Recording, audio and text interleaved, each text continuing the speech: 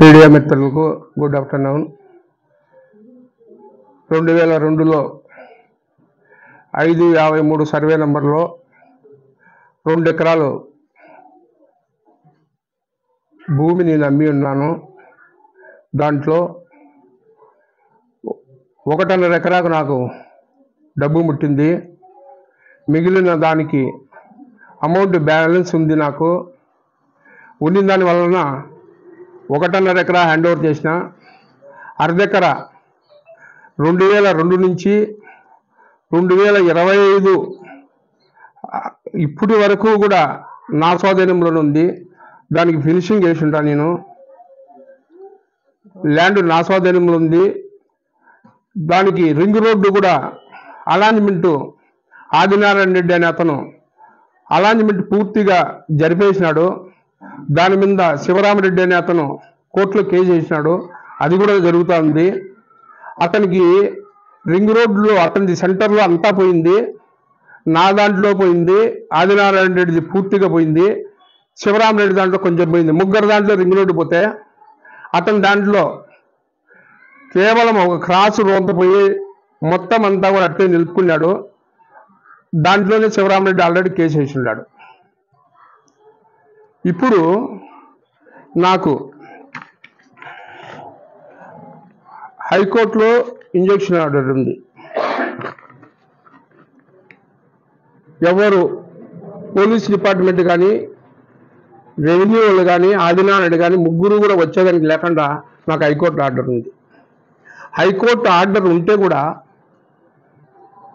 ఎంత దౌర్జన్యంగా నాకు ఆర్డర్ ఉంది, ఈ భూమిలోకి అతను వస్తా నేను ఎన్ని కంప్లైంట్ ఇచ్చినా తీసుకోకుండా నా మీదనే కంప్లైంట్ ఇస్తాను. నా మీద ఇమీడియట్గా కేసు కడతాను డిపార్ట్మెంట్. రెండో తూరి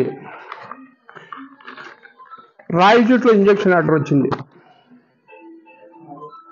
రాయచూట్లో ఇంజక్షన్ ఆర్డర్ వచ్చినా కూడా మళ్ళా భూమిలోకి వచ్చి దౌర్జన్యంగా కూసాలు నాటుతా, మమ్మల్ని విచ్చలవిడిగా బూతులు మాట్లాడతా, పోలీసు డిపార్ట్మెంట్ ఉంది కూడా వీడియోలు ప్రతి ఒక్క వీడియో ఉంది వాళ్ళ దగ్గర ఉంటే కూడా న్యాయమో అన్యాయం అనేది లేకుండా నా మీదనే కేసులు కడతాను. అవతల వాళ్ళ మీద నేను నాకయ్యా ఇంజక్షన్ ఆర్డర్ ఉంది వాళ్ళ మీద కేసు కట్టండి అని ఎన్ని తూర్లు కంప్లీట్ ఇచ్చినా వాళ్ళ మీద కేసు కట్టకుండా నా మీద ఎక్కడే కానీ గిచ్చు లేకుండా ఒళ్ళు మీద 307 కడతారు నా మీద.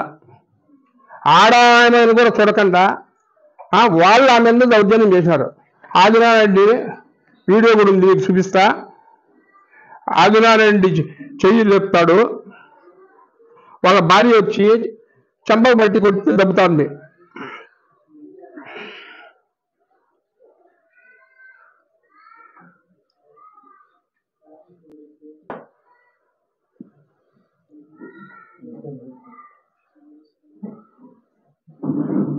ఆదినారాయణ రెడ్డి ఆడ మనిషిని కూడా చూడకుండా చెయ్యెత్తుతాడు. మా సొంత ఊరు, నేను ఏమే కానీ అనుకుంటే ఆదినారాయణ రెడ్డి అక్కడ భూమి మీద అడుగు కూడా పెట్టనివ్వను. నేను కోర్టులో ఉన్నాయి, కోర్టులో కేసులు జరుగుతున్నాయి, కోర్టు మనకు న్యాయం చేస్తుంది అనే ఉద్దేశంతో అతను ఎంత రెచ్చగొట్టినా ఏమి చేసినా కూడా నేను ఎక్కడే కానీ మాట్లాడాల.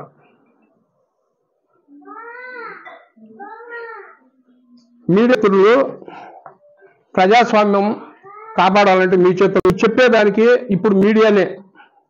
ఇప్పుడు ఈ వీడియోలు మీకు అందరికి కూడా ఫార్వర్డ్ చేస్తా, చూడండి. నాది ఎక్కడ తప్పున్నా కూడా ఏ శిక్షకైనా నేను రెడీగా ఉంటాం. వాళ్ళ దగ్గర ఏమన్నా ఎవిడెన్స్ పోలీసులు దాంట్లోకి ఎంటర్ అయ్యేదానికి లేదని నాకు ఆర్డర్ ఉంది. ఈ ఆర్డర్ అనేది మీకు తలా ఒకటి ఇస్తా. పోలీసులు ఎంటర్ అయ్యేదానికి లేదని ఇస్తే కూడా పోలీసులు నిలబడి మా వాళ్ళు వీడియోలు తీస్తే వీడియోలు పెట్టుకుంటారు. వాళ్ళు అన్యాయం వచ్చింది, వాళ్ళ మీదకి పోవాలా మా మీదకి పోవాలా. ఆదినారాయణ రెడ్డి కట్టెత్తుకొని వచ్చినాడు, అది మీకు వీడియో కూడా చూపిస్తా. ఆదినారాయణ రెడ్డి మీద ఎందుకు కేసు కట్టలా పోలీసులు? మా మీద ఎందుకు కడతాను? వాళ్ళ భార్య కొడుకు పట్టుకొని ఉంటారు. అతను కట్టెత్తుకొని వస్తా అంటే, జీబులో నుంచి కట్టెత్తుకొని వస్తా అంటే ఆదినారాయణ రెడ్డి భార్య కొడుకు పట్టుకుంటారు. ఇవన్నీ వీడియోలన్నీ కూడా డిపార్ట్మెంట్ దగ్గర ఉన్నాయి. నేనేమే అవినీతి పడింది కాదు, ఇంకో దానికి కాదు. అతనున్న అవినీతి సొమ్ముతో కొనుక్కుని భూమి అది. జరుగోల ప్రాజెక్టులో డబ్బు ఇస్తే ఆ డబ్బు ఎత్తుకొచ్చి భూమి కొనుక్కున్నాడు అతను. నా సొంత ఆస్తి, మా తాతగారు సంపాదించిన ఆస్తి నేను పోగొట్టుకుంటే నాకు డబ్బు రావాల్సి ఉంటే అవతల వాళ్ళు అమ్మిన వాళ్ళు కూడా ఇది ఆల్రెడీ అతనికి మేము డబ్బు ఇవ్వాలా, పెండింగ్లో ఉండాలంటే అది నేను షెడ్యూల్ చేసుకుంటా మీకు ఎందుకని తక్కువ కొనుక్కునే భూమి కూడా అదే. ఈ రోజు కూడా అఫిడవిట్ వేసింటారు వాళ్ళు, ఎవరు మేము అతనికి ఇవ్వాల్సిన డబ్బు వాస్తవమేనని కోర్టులో కూడా సంతకాలు పెట్టినారు. ఇతనిది 883/4 లెటరు. ఇప్పుడు కూడా దౌర్జన్యం చేసి ఆ భూమిలోకి ఎంటర్ అవుతున్నాడు అతను. మెయిన్ అంతా చక్కగా నాకే కావాలా, కొసలని నాకు లేదు అని చెప్పి దాంట్లో కూడా దౌర్జన్యం చేస్తున్నాడు. నేను చట్టపరంగానే నేను పోతాండా. మీకు తెలియదు ఏమంటే ఈరోజు దశరథ రాముడి అమ్మేసిన ల్యాండ్ మళ్ళా వస్తానాడు అంటున్నాడు. అమ్మేసిన ల్యాండ్ నేను కంసల వీధిలో ఒక ఇల్లు అమ్మినా, దానికి పోలా నేను. ఈ 1.5 ఎకరా అమ్మినా డబ్బు ముట్టింది పోలా దాంట్లోకి. ఇతను నాకు అన్యాయంగా ఇతను డబ్బు వల్ల వాళ్ళ దగ్గర కూడా తక్కువ కొనుక్కున్నాడు అనే దాంట్లో దీనికి పోతాను నేను. రాజకీయంగా నన్ను దెబ్బతీసేదానికి పొద్దులుగులు ప్రెస్ మీట్లు ఇచ్చేసేది, నా భూమికి అడ్డం వస్తానని చెప్పేది, ఈ విధంగా చేసి చాలా అన్యాయంగా వాళ్ళు మాట్లాడుతుంటే అదే కనపడతా. అందుకని నాకు ఇంత అన్యాయం జరిగిందనే దాంట్లో ఏమీ కనపడడం లే. నేను ఆల్రెడీ 2000లోనే రోడ్డు వేసిన తర్వాత అతను ఎప్పుడో మళ్ళీ నా మీద కేసు ఏం పెట్టినాడు. రోడ్డు వేసినా నేను ఇప్పుడు అని చెప్పి కేసు పెట్టాను. నేను 2002లోనే వేసుకున్నా, 2020లో వేసుకున్నాను నేను రోడ్డు. దానికి అతను మళ్ళీ ఎప్పుడో 2 ఏళ్ల తర్వాత నా మీద కంప్లైంట్ ఇచ్చినాడు. అప్పుడు కూడా డిపార్ట్మెంట్ నా మీద కేసు కట్టింది. కేసు కడితే నేనైతే కోర్టుకు పోయి బెయిల్ కూడా తీసుకోవాలా. వాళ్ళే ఇది ఫాల్స్ కేసు అని రెఫర్ పెట్టుకున్నారు.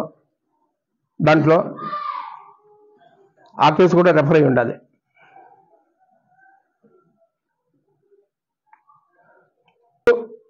త్రీ07 ఎక్కడ వర్తిస్తుంది అనేది మీరు కూడా డిపార్ట్మెంట్లో అడగండి. ఇటువంటి కేసులు ఎక్కడన్నా కూడా ఉన్నాయా? దౌర్జన్యం వాళ్ళు మా మీద చేస్తే నాకు ఇంజక్షన్ ఆర్డర్ ఉంది, నేను ఎందుకు వాళ్ళ మీద దౌర్జన్యంగా పోతా చెప్పండి? వాళ్ళు నాకు ఇంజక్షన్ ఆర్డర్ వచ్చిన తర్వాత భూమిలోకి ఎంటర్ అవుతాండ్రు.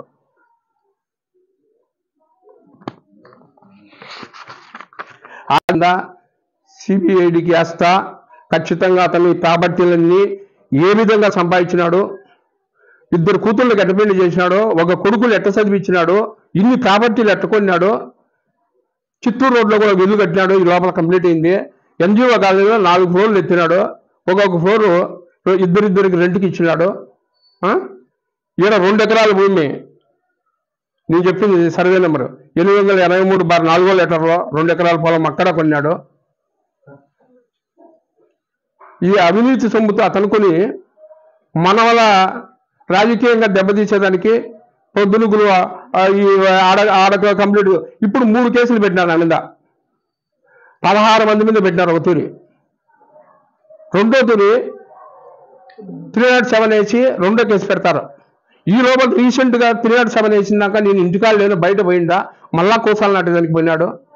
పోతే పల్లెలు వచ్చి అయ్యా నాటేదానికి కాదు కోర్టులో ఉందని వాళ్ళు చెప్పినారు.